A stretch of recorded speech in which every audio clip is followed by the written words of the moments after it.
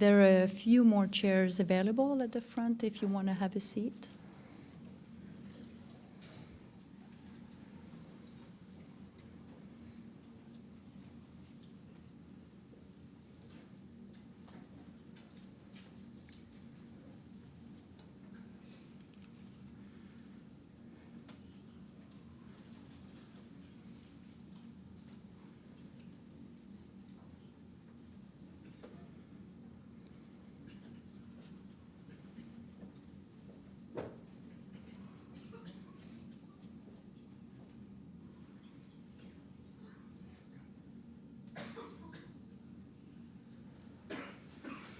Good evening, everyone. I'm Stéphanie Côté. I'm the owner and one of the funeral directors of Voluntas, and it is an honor for me to host a celebration of life for Kayden Mayoff. Thank you for being here in such great numbers to support the family, to support one another. If you didn't have a chance to do it yet, can you please make sure your cell phones are turned off or on vibration? And for those of you joining us remotely, the family would have loved to have you with us. They can feel your presence. And please note that all musical tributes played during the ceremony will be muted to respect copyrights.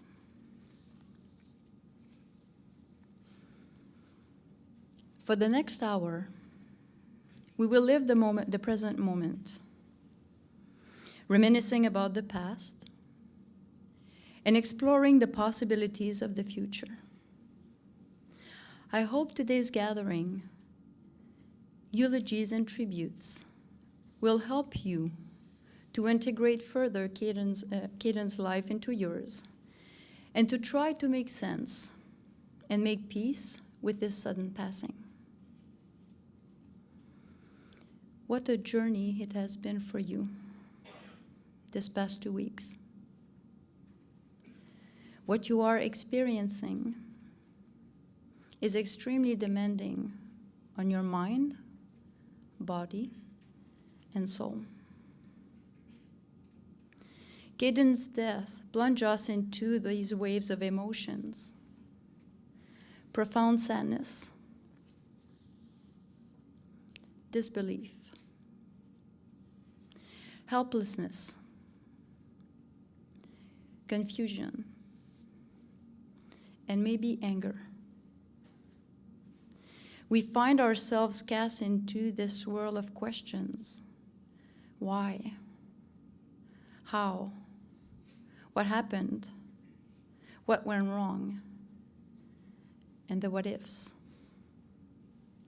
Unfortunately, many questions will remain unanswered.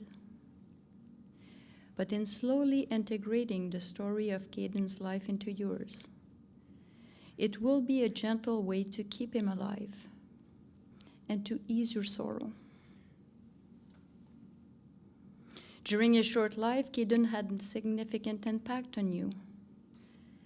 And the past few days might have taught you something new about life, about love, and relationship. There is no one better than his family and friends to talk about him. So I will now invite a friend of the paternal grandparents, Nicole and John Lawson, to come forward and pay tributes to Kayden.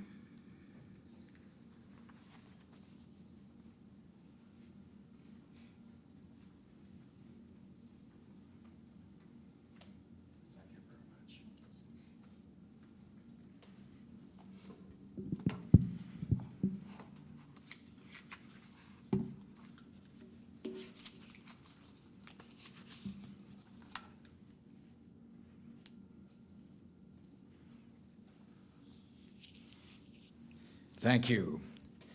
Before I start, let me just express condolences on the part of myself and my wife to Natanya, Brandon, and the whole family, and all of you that have turned out today to say goodbye to this remarkable young man. My dear friends Nicole and John asked me if I would say a few words about Brandon and how remarkable this young man was, and how I came to know him, and how I came to respect him. And I'm truly honored to do that. So we gather here today with hearts that are heavy.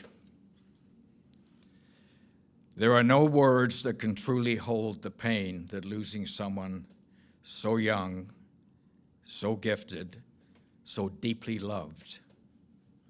The loss of Kayden leaves a silence that feels impossible to fill. A silence where there should have been music and laughter and life still to come. Kayden was exceptional, living on the Asperger's spectrum with a mind as brilliant as it was unique. He excelled in everything he undertook, an academic record second to none in the arts and the sciences and everything he touched. Not just his intelligence, which was truly extraordinary, but in the way he saw the world, with curiosity, with precision, with wonder.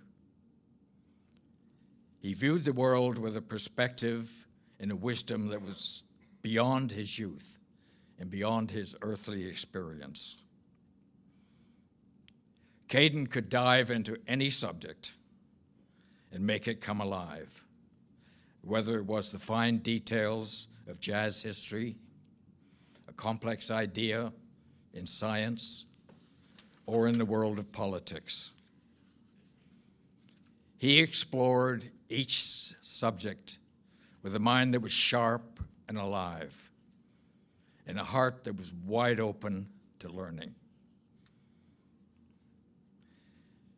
And of course, there was his music. Drums were his language, his way of expressing what words sometimes couldn't. When he played, you could see something light up within him, a focus, a joy, a freedom. Music was where he found himself, where he felt most at home. He didn't just play the drums. They were part of who he was. He could tell you about the roots of his style, the great drummers who shaped it, the rhythm behind the sound. It was who he was. Kayden lived with challenges most of us can only imagine.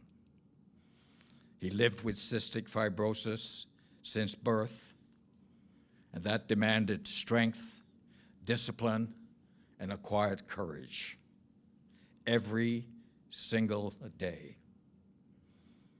To face the future, he could not see clearly. And like so many bright and sensitive souls, he carried his struggles quietly. There were times when the world seemed heavy, when hope felt too far away. But even through that, he kept learning, kept creating, and kept searching for meaning. Kayden may not have had a wide circle of friends his own age, but those who knew him, those that truly knew him, saw his depth, his wry sense of humor, his insights. He had a way of connecting with adults, of holding conversations that reminded you of just how remarkable his mind was. And to his grandparents, Nicole and John, a word. They loved Kayden fiercely, supported him tirelessly, and believed in him always. Your love mattered, and it still does. Kayden treasured his time with you. That love, that connection, that is what will endure. and all of you who tried to make his path a little easier. Please know that your kindness was felt, even when it wasn't spoken. Today, as we try to make sense of this loss, maybe we don't need to have answers. Maybe we never will. Perhaps it's enough to remember that Kayden was a bright, rare spirit, a comet that blazed through each and every life that's here. Let us remember him not for the way he left us, but for the beauty of how he lived, his passion, his insight, his rhythm. And let us honor him by being a little more patient, a little gentler, and by listening more closely to those who may be struggling in silence. And perhaps when we hear music, especially jazz, we can think of Kayden. His hand on the drums, his heart in the rhythm, and the joy he found in pure sound. Louis Armstrong once said, "Music is life itself." What would this world be without good music, no matter what kind it is? Kayden understood that, maybe better than most. May he now find peace, and may his song continue in each and every one of us. Let me close with a poem. The magic fades, but not the melody. It lingers in the air, in memory, in heart. Though the beat has stopped, the rhythm remains, a quiet echo of love that will never depart. Kayden, we will miss you. Kayden, I miss you. Thank you.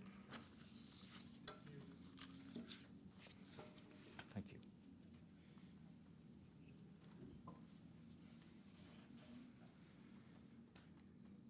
Thank you, Mr. Lawson, for this beautiful eulogy.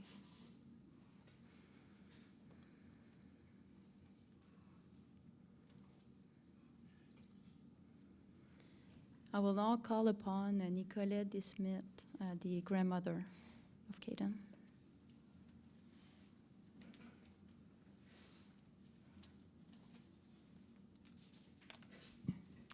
Thank you.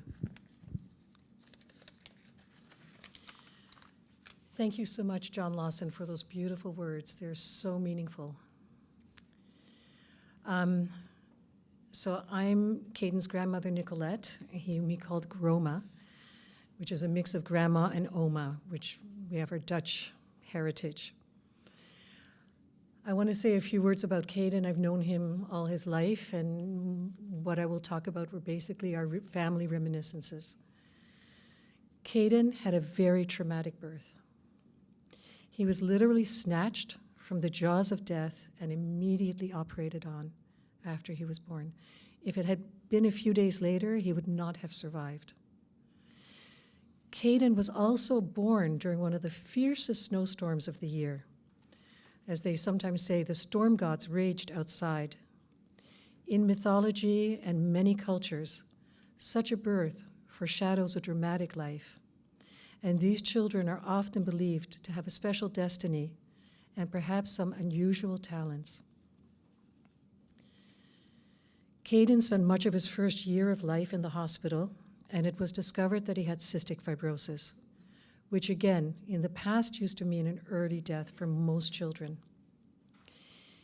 He was nurtured into life thanks to the meticulous care of especially his mother, his father, his grandparents, and even his great-grandparents who were still alive when he was first born. Once he began to thrive, Kayden became a happy, outgoing, curious little baby who delighted and entertained everyone around him. When he was about 2 years old, we noticed that Kayden might have some autistic traits.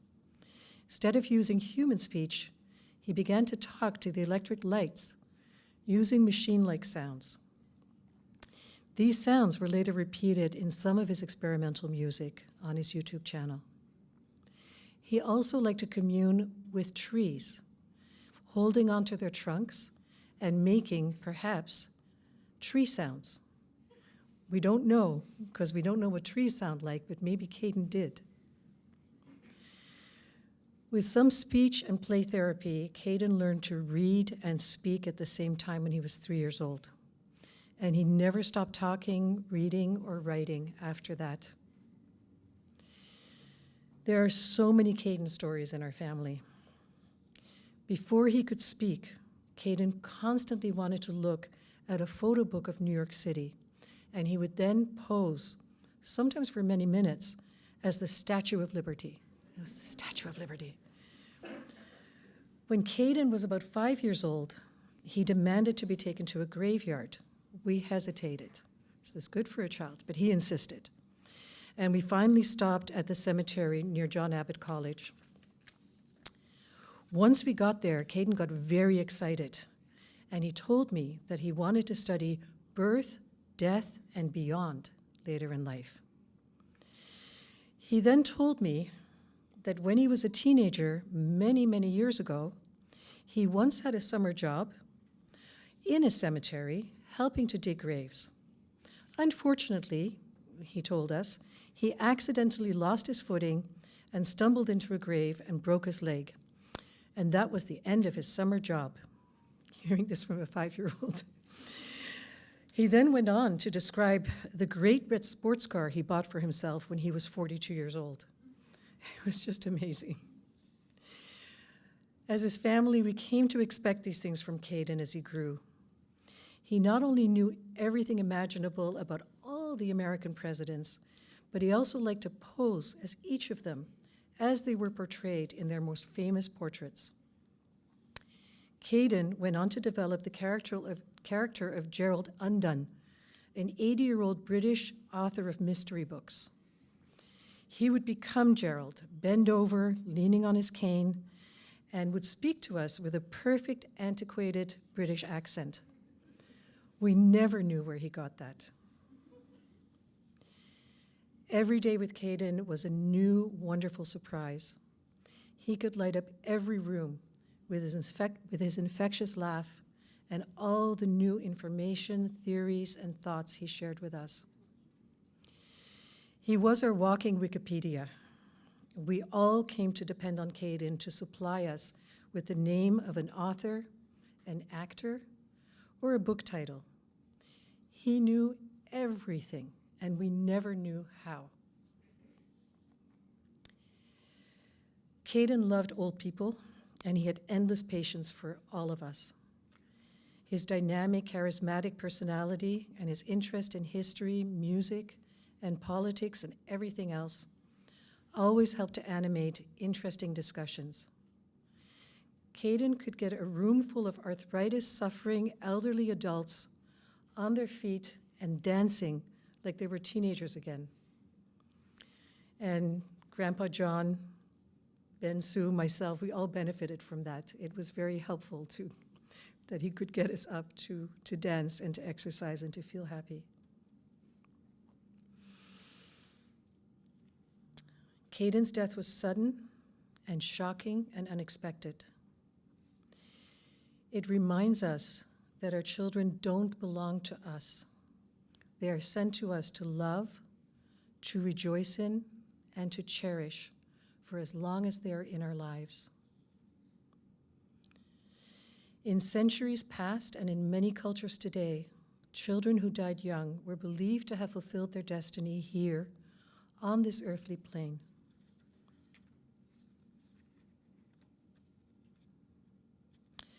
Despite our very human feelings of loss and sorrow, they were deemed fortunate to have been called back to the happier realm of the Creator.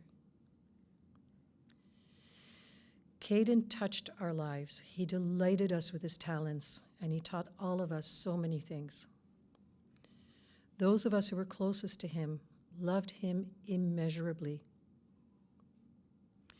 This love lives on forever in our hearts, beyond the boundaries that separate life from death. When I worked in the North, I attended many deaths, and I remember the words of one wise old Cree elder after he lost his granddaughter who had fallen through the ice. He said that our everlasting love for our loved one sustains us as well as the person who died. And this love allows us to continue in our own lives until we're all reunited in the next realm. Love to Kayden. We will miss him.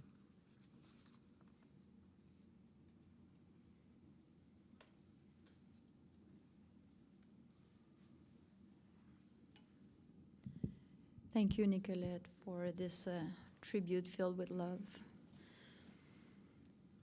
I will now call upon one of his friends, Miles Smart, to come forward to pay tribute.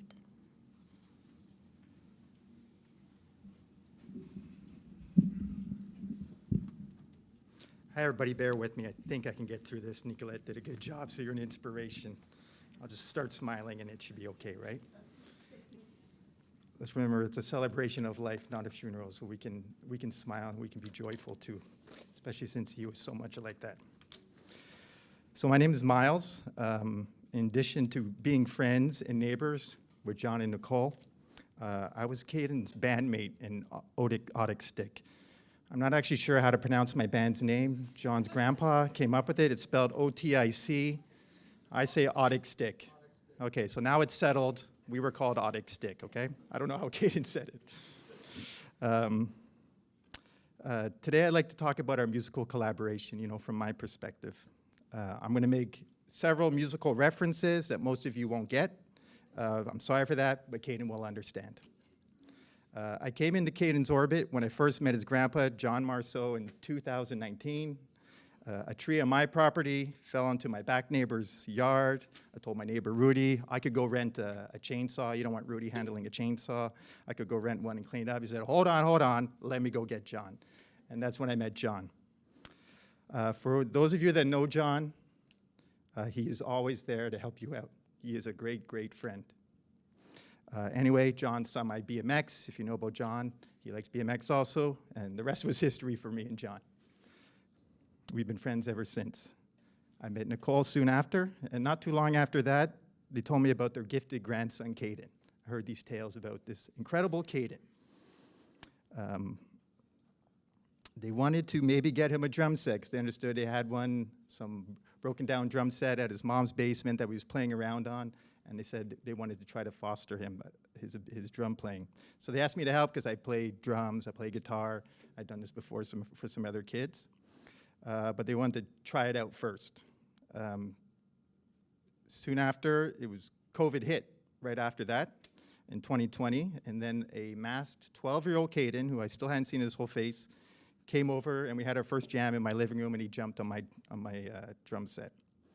I remember John sitting on my living room floor, filming us with his cell phone, just so happy and amazed, big grin, to see precocious Kayden display his early musical abilities. At this point, Kayden had not played any drums. Obviously, he knew how to listen to music, must have figured out what the drummers are doing and watch videos, and he could play a basic beat already.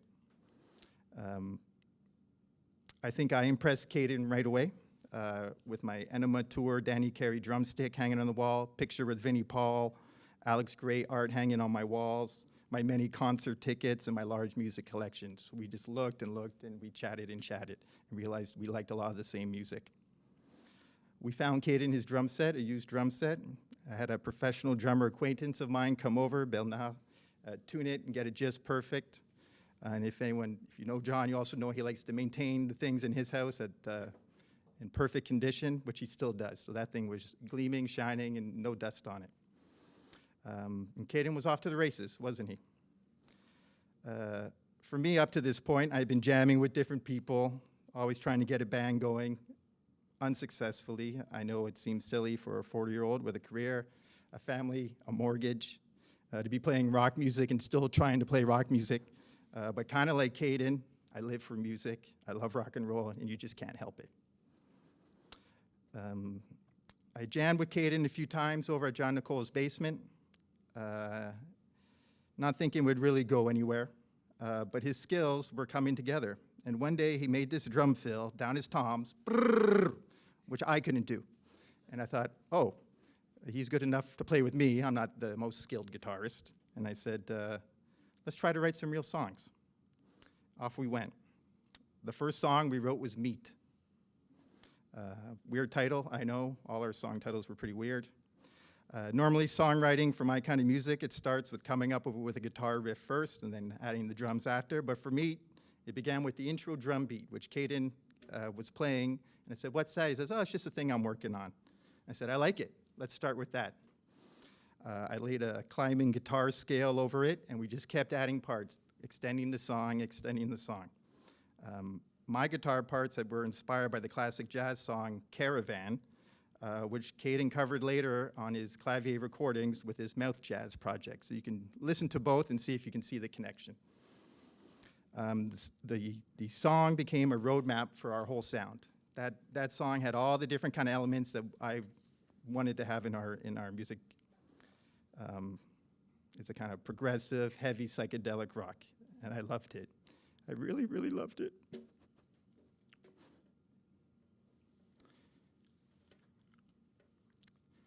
Audic Stick represented about 90% of my total creative output. There was a few things that Kayden maybe wouldn't want to play along. I was also in the Grateful Dead. Kayden does not like the Grateful Dead, just for everyone. For all the music he likes, not into them. It really allowed me to get all my ideas and concepts out there. I've been in a few bands over the last 25 years, and Audic Stick was the most fulfilling for me personally. For Kayden, though, his drumming and Audic Stick was a smaller portion of his total creative output. It was kind of inverted. Through Clavier recordings, his projects that you can access on YouTube, Clavier with a K, you see that he was prolific. There's a diversity of genres, concepts, themes, and lyrics. It's quite incredible. He was much more like a real, true artist in how he's able to fully express himself and take any random inspiration or reference and turn it into a concept. He was fearless, and he was confident in his creativity, something to aspire to. We kept writing songs, and then Kayden said, we should play the Hudson Porch Fest. This is leading in 2022. I didn't think we were quite ready to play in front of people. We were not super tight. But Kayden went ahead and signed us up without telling me. I thought, okay, we're doing this. And I recall the night before the show, we were practicing in John and Nicole's basement, and Kayden became frustrated with himself when he kept making mistakes. For as almost perfect as he was, he could get frustrated sometimes. He lost his cool, and I thought to myself, maybe we're not going to be able to do this. I wasn't trying to put any pressure, but I wasn't 100%. Nicole came down, she sat with him, she talked with him, cooled him off, and we kept going. John and Nicole played key roles in making that band come together. The noise we would make during rehearsals, Saturday nights, I don't know if you guys ever heard our band. It's even worse when we're just trying out ideas. Only one time in those years did you guys come down and ask us to turn it down. It was when we had incredible bass going on and the dogs were complaining, and you felt bad for the dogs. You guys made that band happen. So even as we went to set up on that backyard stage in Hudson, I was not sure if Kayden was going to be able to pull it off. Would he mess up? Would he get overwhelmed or frustrated? But he was confident, so I went with it. He was more confident than I was. And that's when I learned that Kayden was a clutch performer. Like Cole Caulfield in the overtime, when the moment came, he was 100% focused and perfect. He, in fact, gave the best drum performance of our songs I'd ever seen, and we had played these songs hundreds of times. Kayden was bored by practice and rehearsal and repetition. But I learned that day that he gave his best performances live. He really impressed me right there. After our set, these two young fellas, maybe they were in Cégep, they came up to me saying how much they liked the music. Audic Stick had made their first real fans. I never had fans before. And while I was talking to them and Kayden had turned around, I leaned in and I said, he's 14 years old, and their jaws dropped. I mean, I guess he looked 14 years old, but Audic Stick continued on. With the help of Olivier, he's here, we recorded our first songs in a real studio, which was a dream of mine. And Olivier then joined us to play bass and keyboard at our first real show downtown with real bands and real cool rock and roll kids.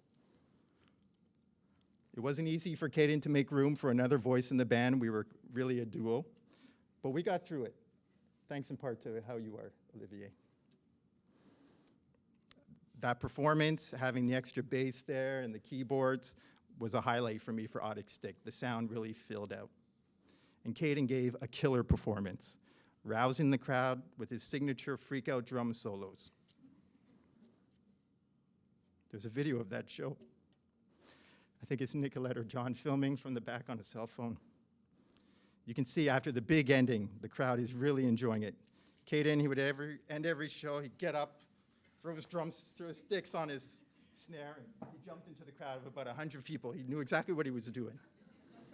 He jumped into that crowd, and he went straight to his dad, and he gave you a hug. He was telling you, I'm proud of, look what I did, Dad. And we could see the pride on Brandon's face.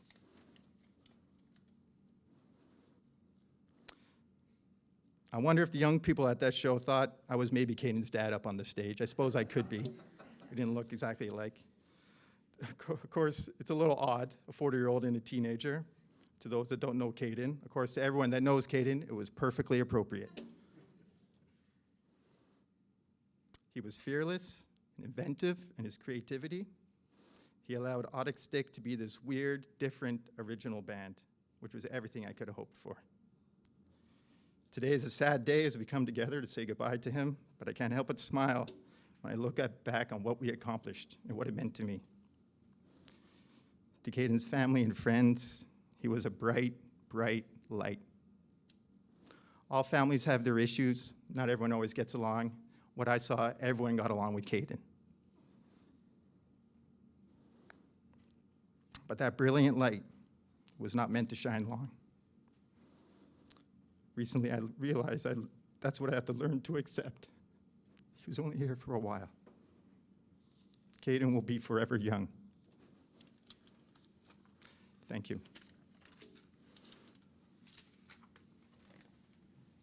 Miles, what you just said was a very famous lyric by Neil Young. I know. Better to burn out than to fade away. That was the inspiration. That's Kayden.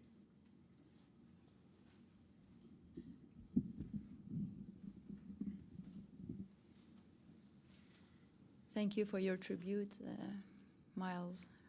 And I hope you realize how you transform his life and probably the way he transformed yours. We would like at this time to take a few minutes and invite other family members, Kayden's friends and teachers to come and share stories, to say a few words. So we'll take a few moments to do that.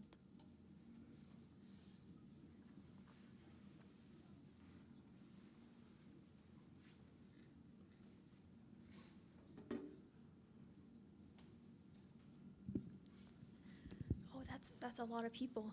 Wow. So I'm sitting down and I don't see how many people there are, but wow, just got a little hot. Bear with me as well. For those who don't know me, my name is Dylan.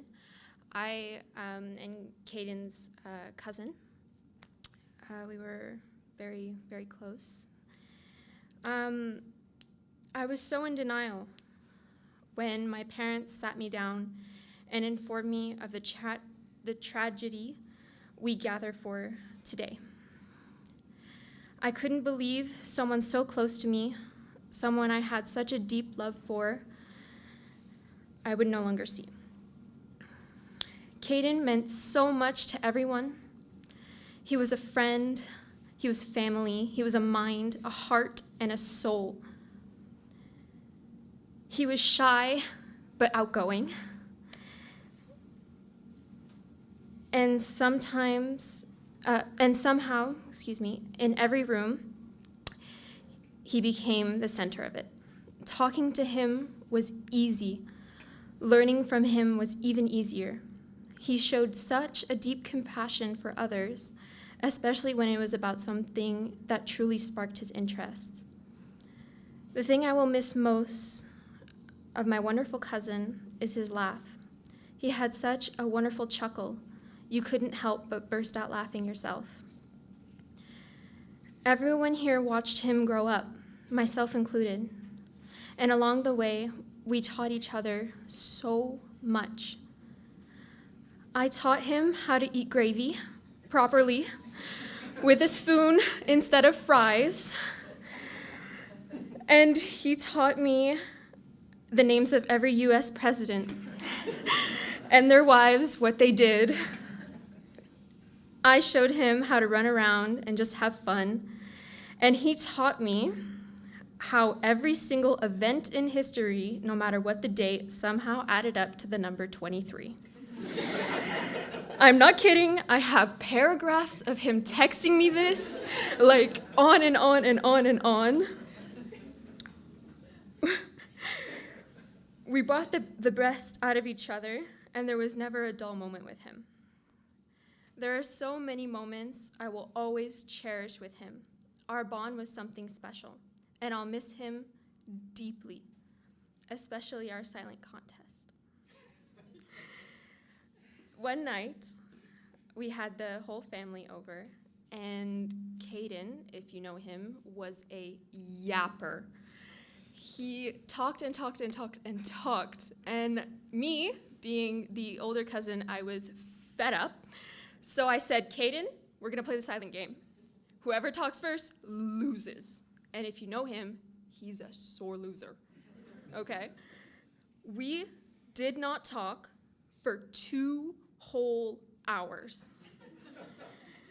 And we were on our phones, on the notes app, we were telling each other stuff, how you go first, you talk first, what are you doing? We did fake outs. I was about to talk and oh, nope. I wasn't gonna lose to him. And even though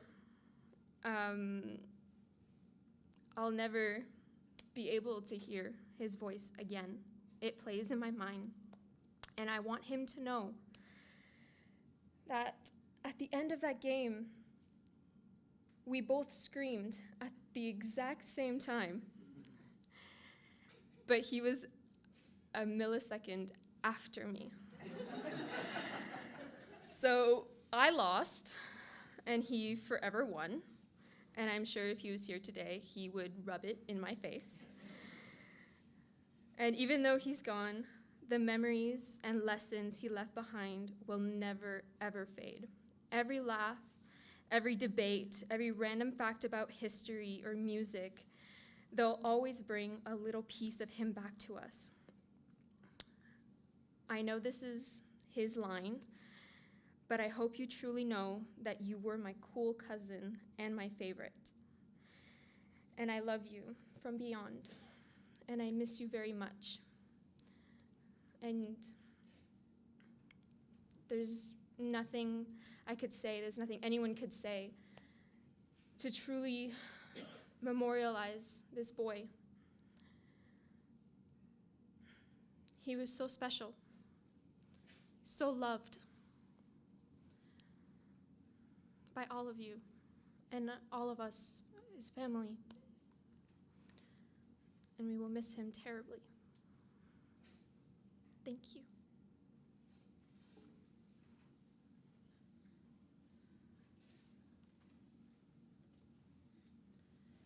Thank you, Dylan. Anyone else would like to come up and say a few words?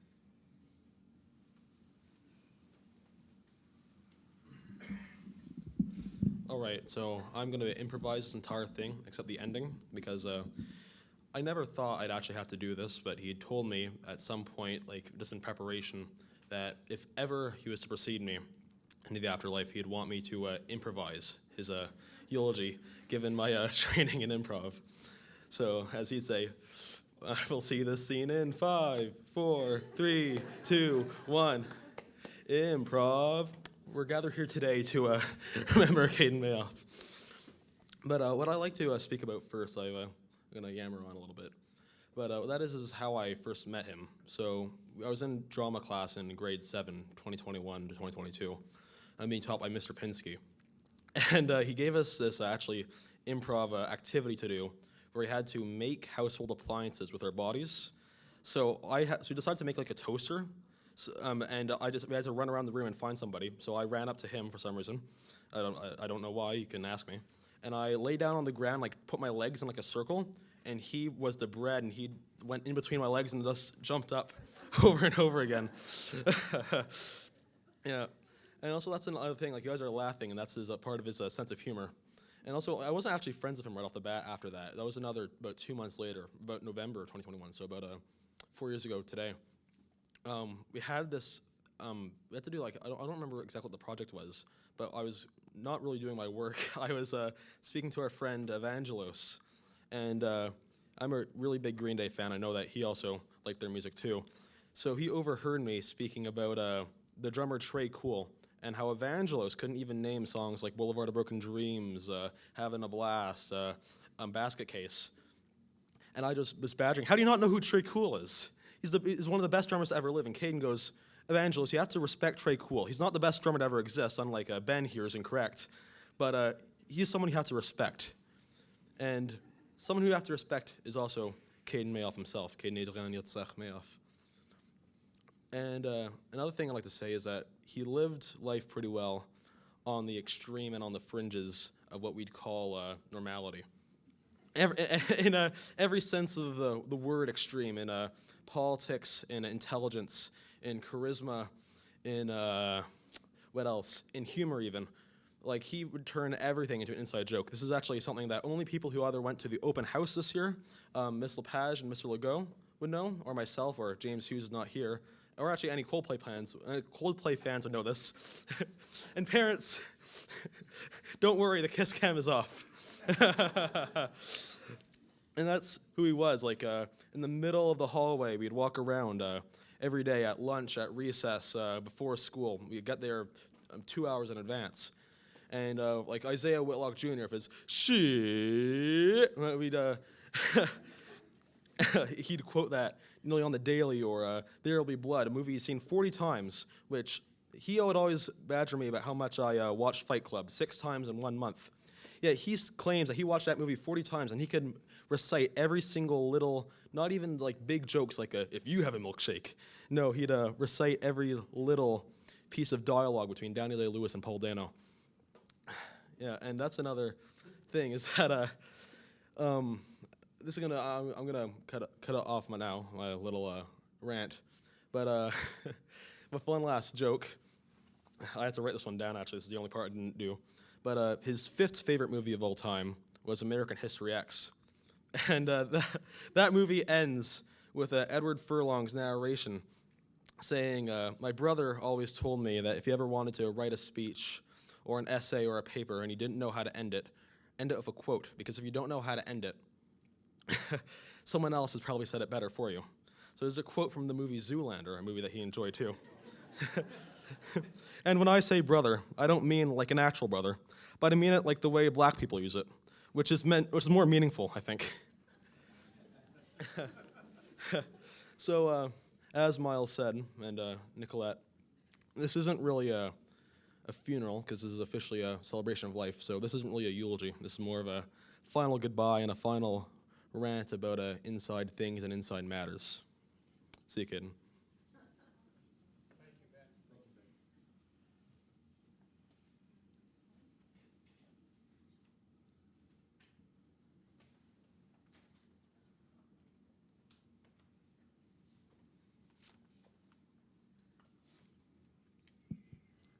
Thank you. It's going to be quite difficult following those excellent speakers with their excellent speeches, so I'll give it a go. My name is David Rollin I'm Kayden's great uncle-in-law, and we live on the West Coast. So Kayden, we are all here to honor you, but before we turn to that, Danielle and I want to personally thank you for precipitating something completely unexpected, particularly to us. There are people that have voyaged here from Nova Scotia, from Pittsburgh, PA, that have flown in from BC. It is a gathering that we did not expect to experience any time in the foreseeable future. But you, Kayden, have helped it happen. And for that, we are both deeply, deeply grateful. Of course, we're here to celebrate you, to memorialize you, and to lament you. For me, for us, the best way to approach these tasks is to relate some personal recollections, and in sharing these, perhaps leave something of a universal resonance, not only for us, but also hopefully for the assembled listeners here. I want to begin, probably like everybody else in this room, with music, something you so deeply loved and was so committed to and so passionate over. You know, I like to think that I live by the maxim, there are only two kinds of music, good and bad. With your love of all types and all genres of music, you more than lived up to this call. Truly, for you, it really was chacun son goût. You respected that everyone's ears, everyone's brain, everyone's spirit, everyone's intuition, and everyone's soul pointed the direction for each and every individual taste. You once also shared with me that you hope people would sometimes venture out of their more familiar, comfortable zones and explore new things. Give something that they might not normally consider a chance, or something that they may harbor a prejudice against a chance. You loved variety and diversity, without prejudice, and perhaps without deeply held, if not always acknowledged fears. I can recall sitting with you as you nursed me through the finer and the fine points of heavy metal, not a genre I was initially attracted to in any of its ancient incarnations, you know, Deep Purple, Black Sabbath, perhaps Led Zepp, newer chapters, Def Leppard. This is all courtesy of Kayden's education. Motorhead, and on to Ryojin. I hope I pronounced that properly. Nevertheless, you were patient, and through your gentle and your thorough explanation, I was able to hear the music with fresh ears and appreciate something. I recollect that we traveled a varied and in many ways vast musical landscape, with stops along the journey at bebop jazz, electronica, punk rock, new wave, opera, and psychedelia, baroque, classical, folk, rock, reggae, industrial, musique concrète, crooners, any number of culturally specific sounds, such as Celtic, Arabic, Hebrew, Han, and so on and so on. It was always a feast for the ears sitting together and creating our own soundscape of music. Therefore, I thank you for never not surprising me in the most profound way, and always leaving me smiling at the fact that I had just made a new discovery, such as Ibrahim Malouf, the great trumpeter and composer that makes music in a fistful of genres, and that you steered me towards. And that in his openness, his flexibility, and in his variety, he epitomized for me music and music appreciation. And that was the reason that you loved him as much as you did. It was not only music that we shared. For a period, you and I were a book club of two. At first, you were keen on reading only non-fiction. And I accepted this stricture for most of the time, especially when once again you opened my eyes and my mind to authors like Max Stirner, among others. Once again, you relieved You revealed to me the hitherto unknown, and once again, I am deeply in your debt. One of the many gifts that you possess is an ability to reveal a bold and a fresh literary experience, to show us a perspective on the world that we, perhaps, had not yet had the joy of encouraging. It is an impressive gift that ripples into the world with creativity, warmth, and love. Do you remember that you did agree to read some fiction? Well, sort of fiction. Perhaps to get a little academic over it, metafiction, or in this case, perhaps meta-memoir. We chose to read Jim Carrey's co-authored book, Memoirs and Misinformation, and it was a work that made us both laugh out loud and that you described as mad. We both laughingly agreed that we had shot off in a great new direction, and that was a great thing. Sadly, this proved to be the last entry in the club's annals. Perhaps given its refusal to squeeze neatly into predetermined and possibly comfortably familiar categories, that was completely appropriate, and it was the right end point. Praxis, in a sense, means theory and action combined. And with you, Kayden, not only did you voraciously read, listen to music, watch many varied and diverse films and programs, think and reflect on all these a great deal, but you also hurled yourself without fear into making and recording your own music, writing your own stories, your own essays, your own screenplays, and making your own shows. You seamlessly married theory, reflection, and creation into a set of moving, thought-provoking, entertaining, and cathartic results. And not only that, when the Spirit moved you, you were prolific. For example, you once read a script that I had written, and over the next few weeks, or was it days, you composed a score for it. Congratulations and thank you. This amazing achievement is a testament not only to your creativity, but also to your dedication, your craft, and your determination to get finished what you had started. Yes, you have never been a quitter, and even with the thorny issue of knowing how to complete a project and when to complete it, you have never been deterred. Perhaps as you instinctively knew, to borrow from Paul Valery, a work of art is never finished, merely abandoned. And you seemed and you sensed when the right time to let go was.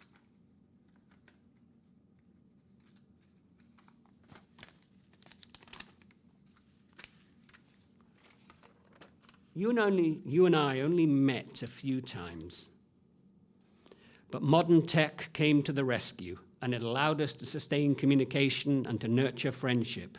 And I gratefully thank you for being a semi-wizard when it came to tech.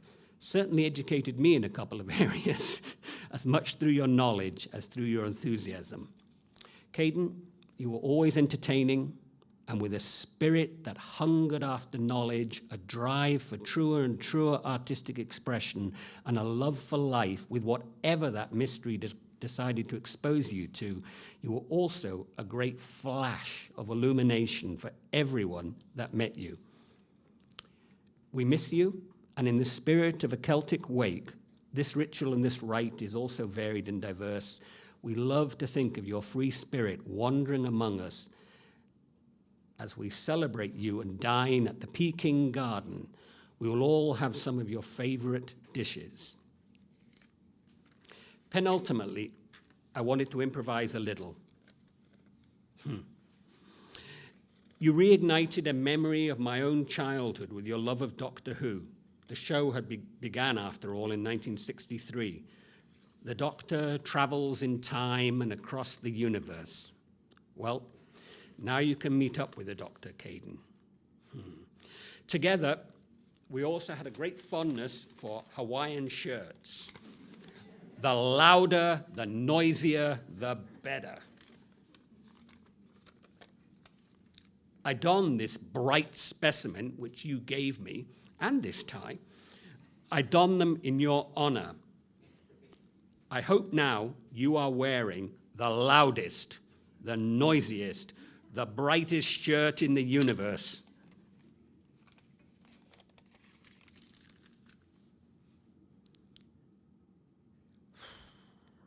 As an end, I'm going to follow the example of the previous gentleman, and I'm going to steal some words from others in tribute to you, a mashup.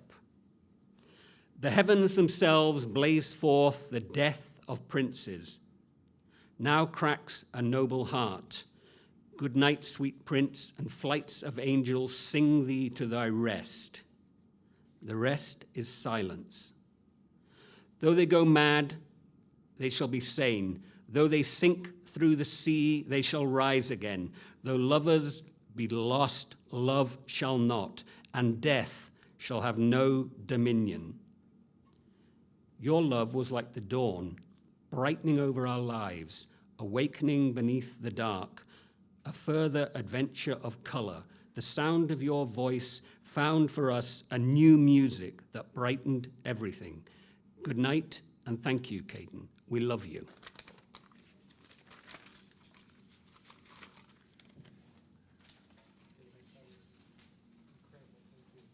Thank you, David. So anyone else would like to say a few words? Hello, I'm Elliot. I'm one of Kayden's friends. If he saw me getting up here, he'd probably say something like, What are you doing? I asked Ben to get up here because he's actually on the drama club. You didn't get in.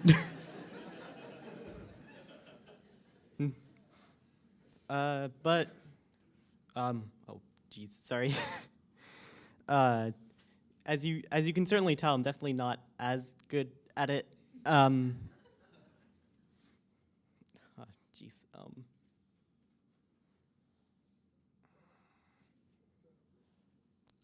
But you know,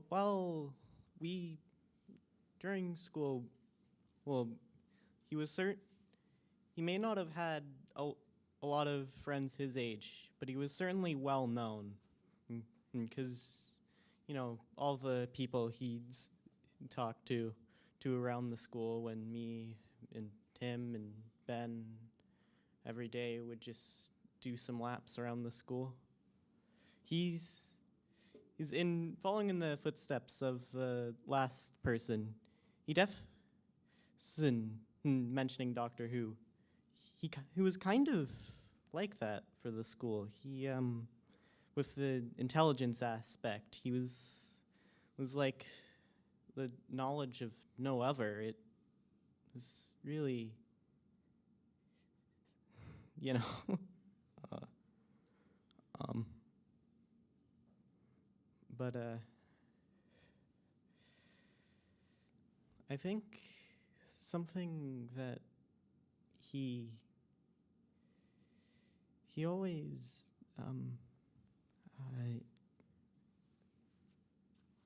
thanks.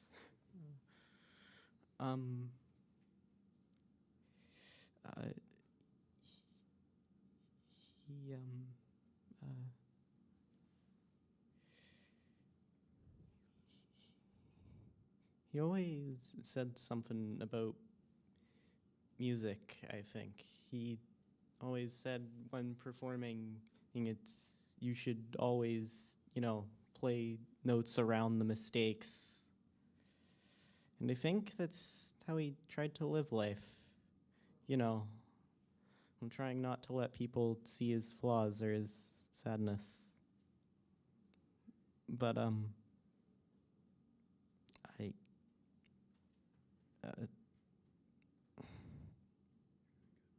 thanks.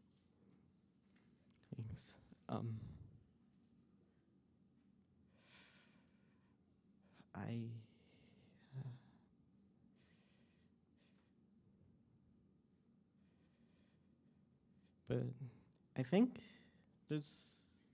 I've realized recently that there's a lot that most of what I've become is kind of because of him. I mean, all of my friends I met because of him. My taste in metal music is because of him, especially the heavier stuff. And like, even my walking speed, it's all because I would walk next to him all the time.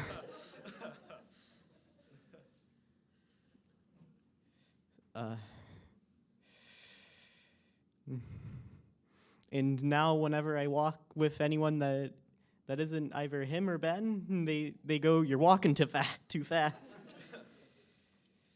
Anyway, I'm gonna close out now. I'm sorry. All right. Thank you.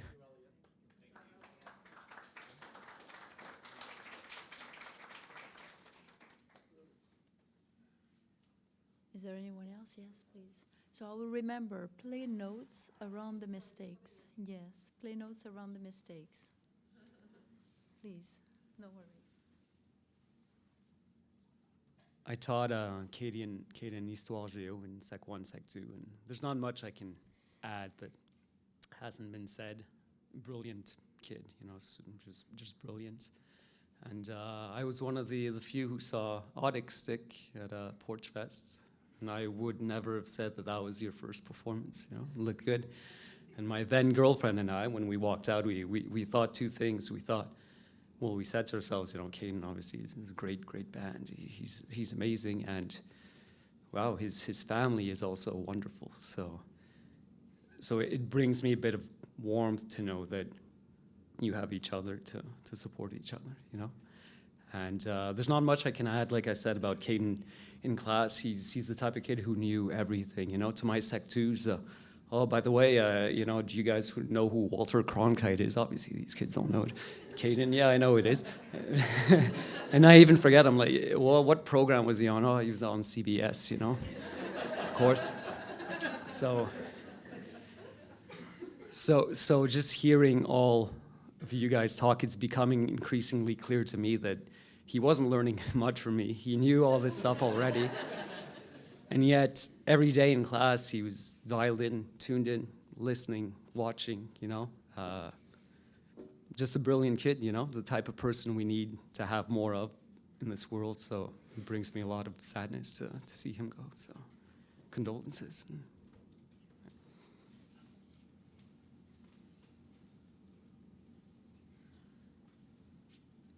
Is there anyone else who would like to add to all those beautiful tributes?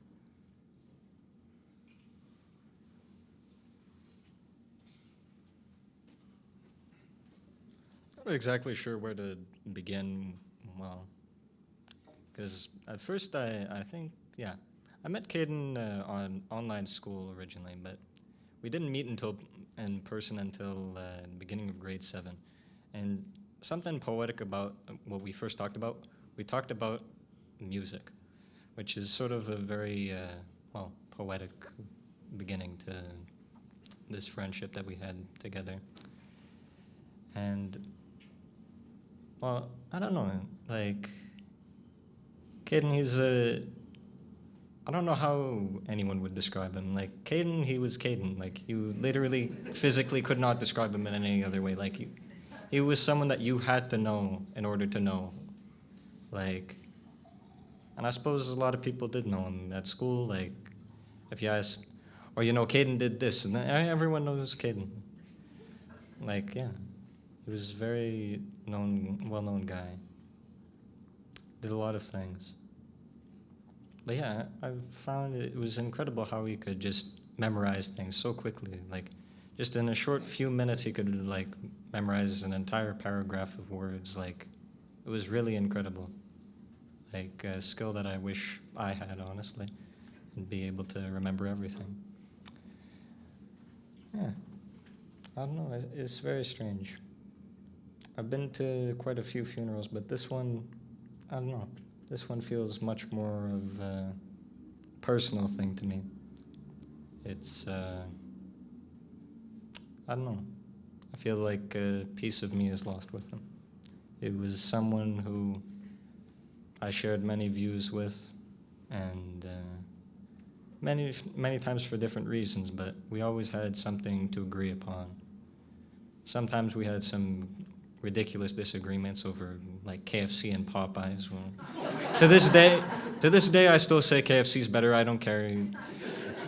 And I guarantee you, in the afterlife, when I die, I'll still probably be arguing with him over that. Yeah, I don't know. I remember we did this project last year. It was on the history of music, and I don't think there was any other project that we did that was such a passion project for him. Like, I don't know, he described everything with such a love. And even if it was in French, it still made perfect sense. Like, it still described his love for music so much.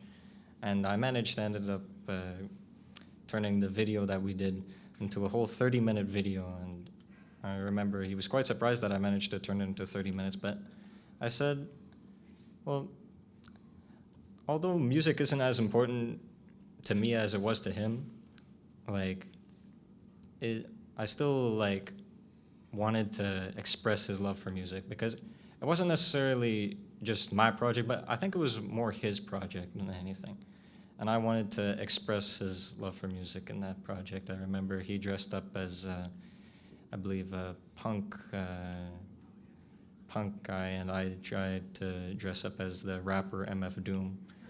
I'm a little white for that, but you know.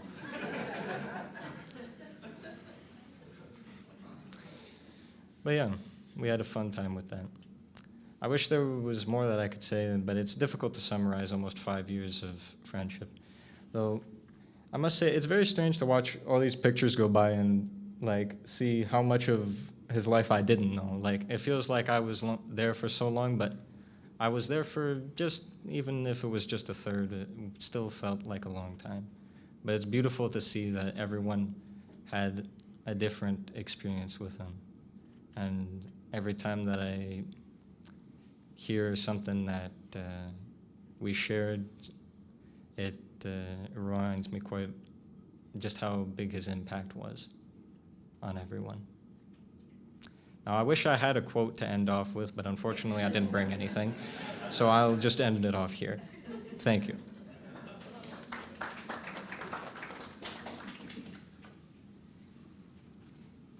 Would there be anyone else who would like to say a few words? Yes? Come.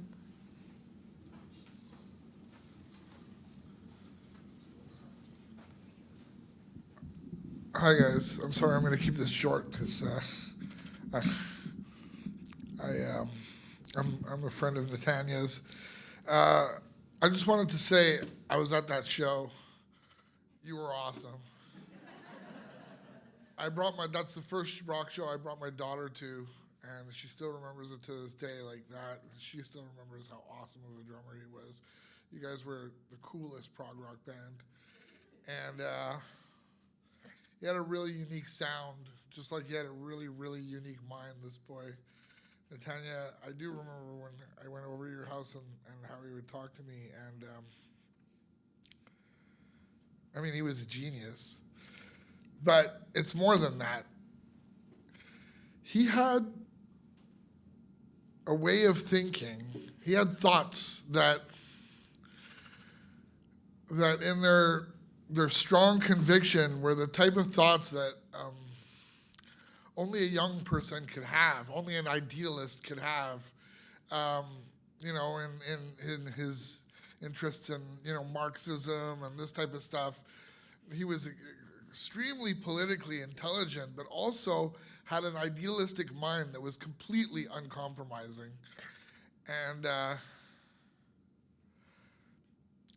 it hits me very strongly that I remember saying to him that life would make him compromise his ideals. And I guess, you know, you sure showed me. But to have the type of bravery that he had to believe things and to think things and to share all these ideas with the world, I think is completely unique. And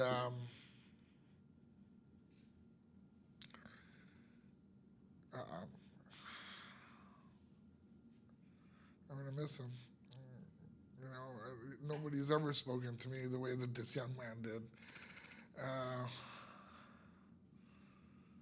Yeah. Thanks.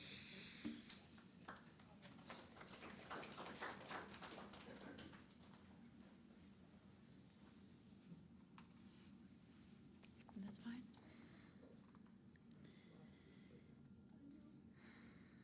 You probably discovered aspect of Kayden you didn't know. Thank you for all those beautiful tributes. So meaningful. We are leaving with a lot of stories to integrate into our lives. So as you go back to your life after this gathering, I wish for you to take the time to let your family and friends know what they mean to you and to enjoy their presence. To lose a child, a grandchild, a nephew, a cousin, a family member, a classmate, a student, a friend, at such a young age, is a significant event. And I wish that you make the most out of this experience and that you live your life to the fullest. And for you teenagers and young adults, go change that world. I wish for you all to find some answers that will allow you to find meaning and to stop asking questions that have no answers. I wish for you to continue to be compassionate and kind to one another and to stay connected to his family, as they will need your support in the days to come. I wish for Kayden to always live in your hearts and mind and in the love you have for your family and friends. I wish for you to integrate Kayden's life into yours, to name him, to refer to him, and to make him an instrument of peace. I wish for you all to find a new normal as the days, weeks, and months go by. That the transformation that comes with every important event in our life be turned into something positive and creative. All the stories talk about creativity. The love and respect you had for Kayden and the love and respect he had for you cannot be destroyed by his death.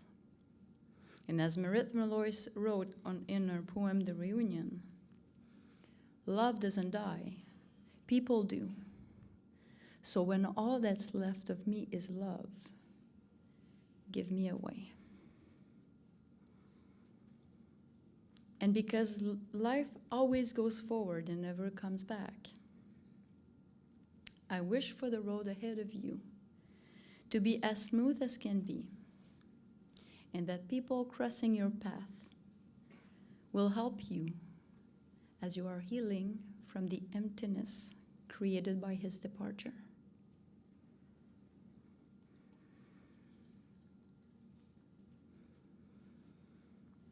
So we will conclude the ceremony with a selected piece of music. Good Riddance by Green Day. And I invite any one of you who desires to come forward.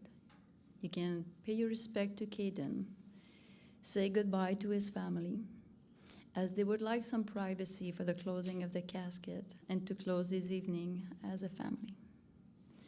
Thank you so much to have joined in this very special commemorative event. Thank you.